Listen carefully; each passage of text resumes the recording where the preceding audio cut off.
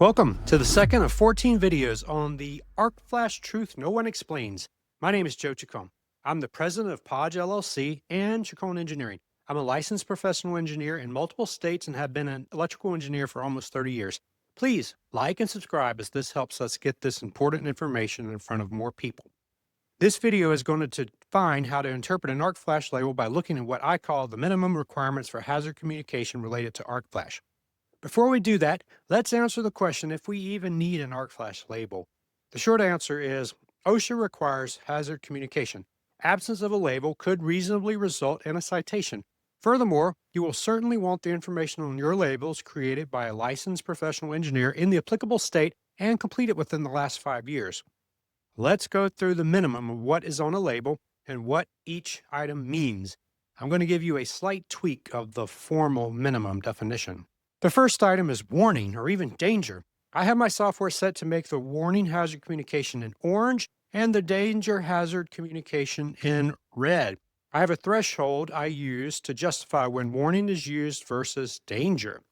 I then tell the electrician that the appropriate PPE is required. PPE is personal protective equipment. The next two items are related to the arc flash hazard. We define the arc flash boundary and arc flash incident energy at a specified working distance.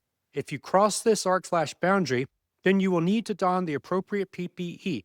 Some engineers specify that on their studies. On my studies, I defer the electrician to the PPE table in NFPA 70E to look it up himself or herself. Try not to overthink the arc flash boundary and arc flash incident energy.